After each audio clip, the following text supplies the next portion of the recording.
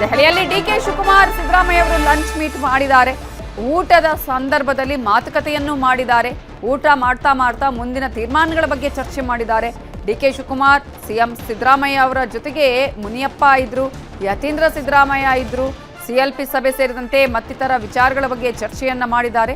Cabinet ರಚನೆ ಹಾಗೂ KPCC ಅಧ್ಯಕ್ಷರ ಆಯ್ಕೆಯ ಬಗ್ಗೆಯೂ ಕೂಡ ಈ ಸಂದರ್ಭದಲ್ಲಿ ಚರ್ಚೆ ಆಗಿದೆ. ಈಗ ಇರುವ ಕುತೂಹಲ ಒಂದು ಸಿಎಂ ವಿಚಾರ. ಸಿಎಂ ಆಲ್ರೆಡಿ ಎಲ್ಲರಿಗೂ ಕೂಡ ಗೊತ್ತಿರೋದೇ ಡಿಕೆ ಶಿವಕುಮಾರ್ ಅನ್ನೋದು. ಆದರೆ ಕೆಪಿಸಿಸಿ ಅಧ್ಯಕ್ಷರು ಯಾರಾಗ್ತಾರೆ ಅನ್ನುವಂಥ ಕುತೂಹಲ. ಇದೇ ವಿಚಾರಕ್ಕೆ ಸಂಬಂಧಪಟ್ಟ ಹಾಗೆ ಇನ್ನಷ್ಟು ಡೀಟೇಲ್ಸ್ ಅನ್ನ ಕೊಡೋದಕ್ಕೆ ನಮ್ಮ ಪೊಲಿಟಿಕಲ್ ಬ್ಯೂರೋ ಹೆಡ್ ಆಗಿರುವಂತಹ ಚಿದಾನಂದ ಪಟೇಲ್ ಈಗ ನೇರ ಸಂಪರ್ಕದಲ್ಲಿ ಜಾಯ್ನ್ ಆಗಿದ್ದಾರೆ. ಚಿದಾನಂದ ಪಟೇಲ್, ಈಗಾಗಲೇ ಡಿಕೆ ಶಿವಕುಮಾರ್ ಮಾತನಾಡಿ ಶಾಸಕಾಂಗ ಪಕ್ಷದ ನಾಯಕನ ಆಯ್ಕೆ ಆದ ಬಳಿಕ ಎಲ್ಲವೂ ಕೂಡ ಗೊತ್ತಾಗುತ್ತೆ ಅನ್ನುವಂತಹ ವಿಚಾರವನ್ನು ಹೇಳಿದರು. ಮತ್ತೊಂದು ಕಡೆ ಈಗಾಗಲೇ ಈ ಪ್ರಮಾಣ ವಚನಕ್ಕೆ ತಯಾರಿ ಮಾಡ್ಕೊಳ್ತಾ ಇದ್ರೆ, ಸಂಪುಟ ರಚನೆಯ ತಯಾರಿ ಆಗ್ತಾ ಇದ್ರೆ, ಮತ್ತೊಂದು ಕಡೆ ಈಗಾಗಲೇ ನಾಯಕರುಗಳು ದೆಹಲಿಗೆ ದೌಡಾಯಿಸ್ತಾ ಇದ್ದಾರೆ. ಸೊ ಯಾವ ರೀತಿಯಾಗಿ ಯಾರ್ಯಾರು ಯಾವ ರೀತಿಯಾಗಿ ಲಾಬಿಯನ್ನ ಮಾಡ್ತಾ ಇದ್ದಾರೆ?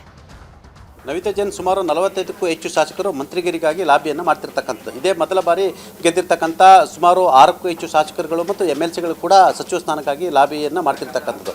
ಸಿದ್ದರಾಮಯ್ಯನವರ ಸಂಪುಟದಲ್ಲಿದ್ದಂಥ ಅನೇಕ ಹಿರಿಯ ಸಚಿವರನ್ನ ಬಹುತೇಕ ಕೈ ಬಿಡುವುದು ಖಚಿತ ಆಗಿರ್ತಕ್ಕಂಥದ್ದು. ಸುಮಾರು 20 ರಿಂದ 22 ಹಿರಿಯರಿಗೆ ಈ ಬಾರಿ ಯಾವುದೇ ರೀತಿ ಅವಕಾಶ ಕೊಡದೇ ಇರಲು ತೀರ್ಮಾನವನ್ನು ಮಾಡಲಾಗಿರ್ತಕ್ಕಂಥದ್ದು. ಅದರಲ್ಲಿ ಕೆಲವರಿಗೆ ಪಕ್ಷ ಸಂಘಟನೆಗೆ ಕಾರ್ಯಾಧ್ಯಕ್ಷ ಹುದ್ದೆ ಕೊಡ್ತಕ್ಕಂಥದ್ದು ಮತ್ತು ಪಕ್ಷ ಸಂಘಟನೆಯ ಜವಾಬ್ದಾರಿಯನ್ನು ಕೊಡಲಿಕ್ಕೆ ಕೂಡ ಹೈಕಮಾಂಡ್ ಚಿಂತನೆ ಮಾಡಿರ್ತಕ್ಕಂಥದ್ದು.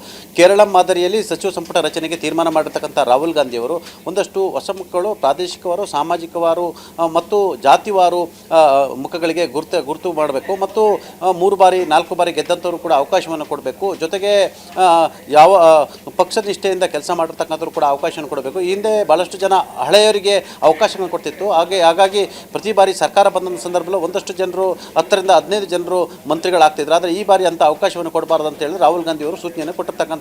ಎಲ್ಲ ಬೆನ್ನಲ್ಲೇ ನಡುವೆ ಇದೀಗ ಮಂತ್ರಿಗಿರಿಗಾಗಿ ಅನೇಕರು ಲಾಬಿಯನ್ನು ಮಾಡ್ತಿರ್ತಕ್ಕಂಥ ದೆಹಲಿಯಲ್ಲಿ ಈಗ ಅನೇಕರು ಜಾಂಡ ಹೊಡಿರ್ತಕ್ಕಂಥದ್ದು. ಅಲ್ಲಿ ಬೈತು ಸುರೇಶಿಂದ ಹೇಳಿದ ಬಸವರಾಜ್ ಇಟ್ನಾಳ್ರವರು, ಮಾಲೂರು ನಂಜೇಗೌಡರವರು, ಬಂಗಾರಪೇಟೆ ನಾರಾಯಣಸ್ವಾಮಿ ಸೇರಿದಂತೆ ಅನೇಕ ನಾಯಕರುಗಳು ಸಚಿವ ಸ್ಥಾನಕ್ಕಾಗಿ ದೆಹಲಿಯಲ್ಲಿ ಜಾಂಡ ಹೊಡಿರ್ತಕ್ಕಂಥದ್ದು. ಈಗಾಗಲೇ AICC ಅಧ್ಯಕ್ಷ ಮಲ್ಲಿಕಾರ್ಜುನ್ ಖರ್ಗೆ ಅವರು ಕೂಡ ಕೋಲಾರ ಭಾಗದ ಶಾಸಕರು ಮತ್ತು ವಿಧಾನ ಪರಿಷತ್ ಸದಸ್ಯರು ಕೋಲಾರ ಜಿಲ್ಲೆಗೆ 2 ಅಥವಾ 3 ಮಂತ್ರಿ ಸ್ಥಾನ ಕೊಡಬೇಕಂತೇಳಿ ಒತ್ತಾಯವನ್ನು ಆಗ್ತಿರ್ತಕ್ಕಂಥದ್ದು. ಇದರ ಬೆನ್ನಲ್ಲೇ ಅಲ್ಪಸಂಖ್ಯಾತ ಕೋಟಾದಡಿ 6ಕ್ಕೂ ಹೆಚ್ಚು ಹೆಸರು ಮುನ್ನೆಲೆಗೆ ಬಂದಿರತಕ್ಕಂಥ. ಅದರಲ್ಲಿ ಪ್ರಮುಖವಾಗಿ UT ಖಾದರ್, ರಿಜ್ವಾನ್ ಅರ್ಷದ್, ತನ್ವೀರ್ ಸೇಠ್, ಜಮೀರ್ ಅಹಮದ್ ಸೇರಿದಂತೆ ಒಟ್ಟು ರಿಜ್ವಾನ್ ಅರ್ಷದ್ ಸೇರಿದಂತೆ ಒಟ್ಟು 4 ಈಗಾಗಲೇ ಲಾಬಿಯನ್ನು ಮಾಡ್ತಿರ್ತಕ್ಕಂಥದ್ದು. ಮತ್ತು NA ಹ್ಯಾರಿಸ್ ಕೂಡ DK ಶಿವಕುಮಾರ್ ಮುಖಾಂತರ ಲಾಬಿಯನ್ನು ಮಾಡ್ತಿರ್ತಕ್ಕಂಥದ್ದು. ಇದು ಹೈಕಮಾಂಡ್ಗೆ ದೊಡ್ಡ ತಲೆನೋವಾಗಿರ್ತಕ್ಕಂಥದ್ದು. ಒಟ್ಟಾರೆ ಅಲ್ಪಸಂಖ್ಯಾತ ಕೋಟಾದಲ್ಲಿ ಅಲ್ಲೊಂದು ಕಡೆ UT ಖಾದರ್ ಹೆಸರು ಕೂಡ ಮುನ್ನೆಲೆಗೆ ಬಂದಿರತಕ್ಕಂಥದ್ದು. ಜಮೀರ್ ಅಹಮದ್ ಹೆಸರು ಇರ್ತಕ್ಕಂಥದ್ದು, ಸಲೀಂ ಅಹಮದ್ ಅವರು ಇದ್ದಾರೆ, ರಿಜ್ವಾನ್ ಅರ್ಷದ್ ಅವರು ಕೂಡ ಇರ್ತಕ್ಕಂಥದ್ದು, NA ಹ್ಯಾರಿಸ್ ಇರ್ತಕ್ಕಂಥದ್ದು. ಹಾಗಾಗಿ ಹಿರಿತನ ಮತ್ತು ಬೇರೆ ಬೇರೆ ರೀಸನ್ ಕಾರಣಕ್ಕಾಗಿ ಕೊಡಲಿಕ್ಕೆ ಸಾಧ್ಯ ಇದೆ ಅಂತ ಹೇಳಲಾಗ್ತಿದೆ. ಹಾಗಾಗಿ ತನ್ವೀರ್ ಸೇಠ್ ಕೂಡ ಮೈಸೂರಿನಿಂದ ನನಗೆ ಅವಕಾಶ ಕೊಡಿ ಅಂತೇಳಿ ದುಂಬಾಲು ಬಿದ್ದಿರ್ತಕ್ಕಂಥದ್ದು. ಈ ಎಲ್ಲದರ ನಡುವೆ ಈ ಹಿಂದೆನ ಸಿದ್ದರಾಮಯ್ಯ ಸಚಿವ ಸಂಪುಟದಂಥ ಅನೇಕ ಹಿರಿಯರಿಗೂ ಕೂಡ ಕೋಕ್ ಕೊಡೋ ಸಾಧ್ಯತೆ ಇರ್ತಕ್ಕಂಥದ್ದು. ಎಲ್ಲ ಬೆಳವಣಿಗೆ ನಡುವೆ ಡಾಕ್ಟರ್ ಜಿ ಪರಮೇಶ್ವರ್ ಹಾಗೂ MB ಪಾಟೀಲ್ ಅವರಿಗೆ ಹೈಕಮಾಂಡ್ ಬುಲಾವ್ ನೀಡಿರ್ತಕ್ಕಂಥದ್ದು. ಈಗಾಗಲೇ ಡಾಕ್ಟರ್ ಜಿ ಪರಮೇಶ್ವರ್ ಅವರಿಗೆ ಸುರ್ಜಾವಲ ಮುಖಾಂತರ KPCC ಅಧ್ಯಕ್ಷ ಹುದ್ದೆಯನ್ನು ಒಪ್ಕೊಳ್ಳಿ ಅಥವಾ ಸ್ಪೀಕರ್ ಹುದ್ದೆಯನ್ನು ಒಪ್ಕೊಳ್ಳಿ ಅಂತೇಳಿ ಈಗಾಗಲೇ ಎರಡರಲ್ಲಿ ಯಾವ್ದಾದ್ರು ಒಂದು ಹುದ್ದೆಯನ್ನು ಒಪ್ಕೊಳ್ಳಿ ಅಂತೇಳಿ ಈಗಾಗಲೇ ಅವರಿಗೆ ಸೂಚನೆ ಕೊಟ್ಟಿರ್ತಕ್ಕಂಥದ್ದು.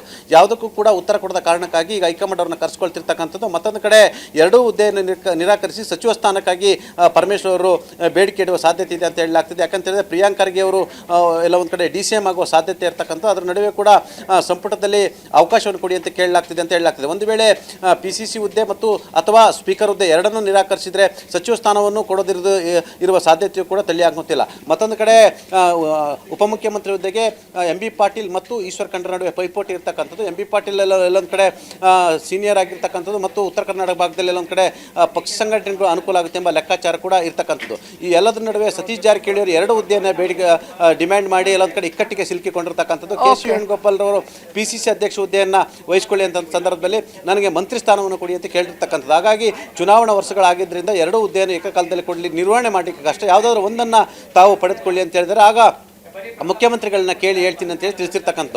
ಒಟ್ಟಾರೆ ಈಗಾಗಲೇ ರಾಹುಲ್ ಗಾಂಧಿಯವರನ್ನ ಮುಖ್ಯಮಂತ್ರಿಗಳು ಭೇಟಿಯಾದ ಸಂದರ್ಭದಲ್ಲಿ ಕೂಡ ಎಲ್ಲೊಂದು ಕಡೆ ನಿಮ್ಮ ಪುತ್ರನ ಭವಿಷ್ಯ ನಮ್ಮ ಕೈಯಲ್ಲಿದೆ ಅನ್ನೋ ಮುಖಾಂತರ ನಾವು ನೋಡ್ಕೊಳ್ತೀವಿ ಅನ್ನೋ ಮುಖಾಂತರ ಮುಖ್ಯಮಂತ್ರಿ ಸಿದ್ದರಾಮಯ್ಯ ಪುತ್ರ ಡಾಕ್ಟರ್ ಯತೀಂದ್ರ ಸಿದ್ದರಾಮಯ್ಯವರನ್ನ ಪ್ರಮುಖ ಖಾತೆಯನ್ನು ಕೊಟ್ಟು ಉಪಮುಖ್ಯಮಂತ್ರಿ ಮಾಡುವ ಸಾಧ್ಯತೆ ಕೂಡ ಇದೆ ಅಂತಲೇ ಹೇಳಲಾಗ್ತಿದೆ. ಈ ಎಲ್ಲದನ್ನು ಕೂಡ ಮಲ್ಲಿಕಾರ್ಜುನ್ ಖರ್ಗೆ ಅವರು ಮುಖ್ಯಮಂತ್ರಿಗಳ ಜೊತೆ ಮಾತನಾಡತಕ್ಕಂಥ ಸಂದರ್ಭದಲ್ಲಿ ಸಂಪುಟ ರಚನೆ ವಿಚಾರದಲ್ಲಿ ತಮ್ಮ ಸಲಹೆಗಳು ಕೂಡ ಪರಿಗಣಿಸಲಾಗಿದೆ ಅಂತ ಹೇಳ್ತಿರ್ತಕ್ಕಂಥ. ಹಾಗಾಗಿ ಮುಖ್ಯಮಂತ್ರಿ ಸಿದ್ದರಾಮಯ್ಯನವರು ತಮ್ಮ ಬಣದ 7 ಅಥವಾ 8 ಜನ ಶಾಸಕರಿಗೆ ಸಚಿವ ಸ್ಥಾನ ಕೊಡಿಸುವ ಸಾಧ್ಯತೆ ಇದೆ ಅಂತ ಹೇಳಲಾಗ್ತದೆ. ಇನ್ನು ಹೈಕಮಾಂಡ್ ಕೋಟಾದಡಿ 12ರಿಂದ 13 ಜನರು ಆಗಲಿದ್ದಾರೆ ಅಂತ ಹೇಳಲಾಗ್ತದೆ ಮತ್ತು ಮುಖ್ಯಮಂತ್ರಿ ಕೋಟಾದಲ್ಲಿ 8ರಿಂದ 9 ಅವಕಾಶವನ್ನು ಕೊಡುವ ಸಾಧ್ಯತೆ ಇದೆ ಅಂತ ಹೇಳಲಾಗ್ತದೆ. ಒಟ್ಟಾರೆ ಪ್ರಮಾಣ ವಚನ ಸಂದರ್ಭದಲ್ಲಿ ಮುಖ್ಯಮಂತ್ರಿಯಾಗಿ ಪ್ರಮಾಣ ವಚನ ಸ್ವೀಕರಿಸಲಿರ್ತಕ್ಕಂಥ ಡಿ.ಕೆ. ಶಿವಕುಮಾರ್ ಜೊತೆ 6 ಅಥವಾ 7 ಜನ ಶಾಸಕರುಗಳು ಪ್ರಮಾಣ ವಚನವನ್ನು ಸ್ವೀಕರಿಸಲಿದ್ದಾರೆ. ಅದರಲ್ಲಿ 3 ಅಥವಾ 4 ಜನರು ಡಿ.ಸಿ.ಎಂ ಹುದ್ದೆಯನ್ನು ಕೂಡ ನಿರ್ವಹಣೆ ಮಾಡಲಿದ್ದಾರೆ ಅಂತ ಹೇಳಲಾಗ್ತದೆ. ನವಿತಾ ಜೈನ್. ಥ್ಯಾಂಕ್ ಯು ಚಿದಾನ್ ಪಟೇಲ್ ಡೀಟೇಲ್ಸ್ಗೆ. ಸಿಎಂ ಪದತ್ಯಾಗ ಹಾಗೂ ಡಿ.ಕೆ. ಶಿವಕುಮಾರ್ ಸಿಎಂ ಆಗ್ತಾ ಇರೋದ್ರ ಬಗ್ಗೆ ಪ್ರತಾಪ್ ಸಿಂಹ ಮಾತಾಡಿದ್ದಾರೆ.